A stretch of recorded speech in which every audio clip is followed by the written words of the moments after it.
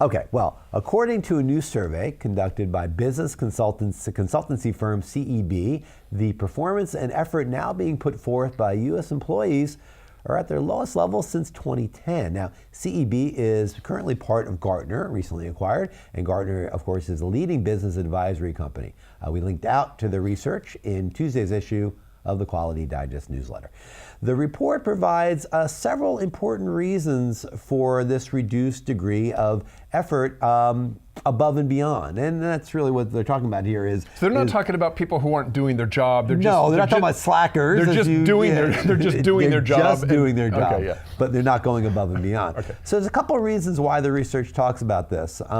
First of all, there's an impression, and maybe true, maybe not, that there are fewer opportunities for workers to grow within their current position, so there's not as much incentive maybe to go above and beyond. Why should I work hard? They can't grow. Yeah.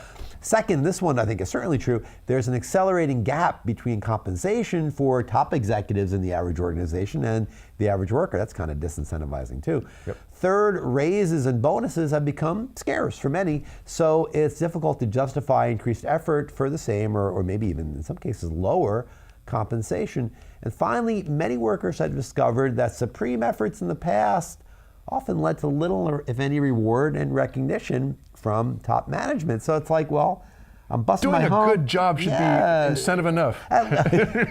You have a job. No, I mean, it's like, well, it's like at least an attaboy, right? Or an attagirl. They're not even getting that. Now, all these things are certainly strong disincentives, as I mentioned, to work harder than necessary. However, there's more going on here as well, and it's really alluded to in the article also. Because another key factor that the CEB Gartner research uncovers is that work-life balance is extremely important to workers today. And no longer do people necessarily look at their job as the chief occupier of their time and energies. Family, leisure time, continuing education, right, are often priorities too, and often higher priorities than work. And the hours that were once devoted to work are now devoted to these endeavors, these other endeavors, and they gotta come from somewhere, right? I mean, more and more the choice on how to spend one's discretionary time is coming down to not work. I got an extra hour. I mean, I can work on that project that I know is due next week, or I'll wait till Monday. I mean, I got my fantasy baseball I got to check into. That's right,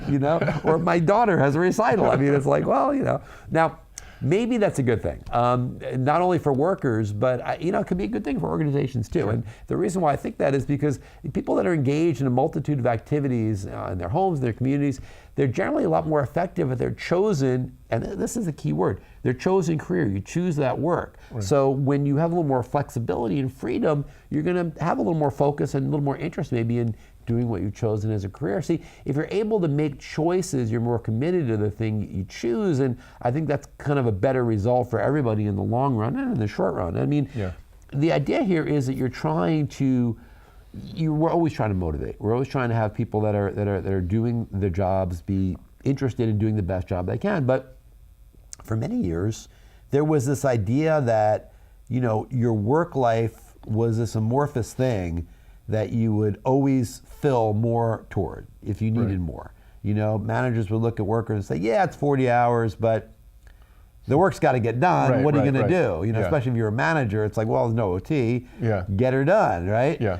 But increasingly, and I don't want to make this a generational thing, but increasingly I think millennials in particular are saying, no, I want work-life balance. If my wife's pregnant and going to have a baby next week, I want a couple months off. Right. And increasingly they're able to get it. Yeah. And in this work environment, they allude to this as well, it's a tight labor market right now. So workers are kind of more in the driver's seat on this stuff too. So I think that these are important things to consider, but the idea that you choose the work that you're doing and that the employer chooses you to do that work, there's got to be a meeting of the mind somewhere in the middle where you say, okay, I'm going to do the work, I'm going to do the job, I'm going to do the best I can for you in those hours, but that's it. I get a life too. Right. And I deserve to have that. And people should have that, I think. It's better for the organization too. Well, I was just going to say, so in the end, happy employee makes better employee. That's right. I mean, so that's kind of there's an incentive for the company to do that kind of stuff. Always. Okay.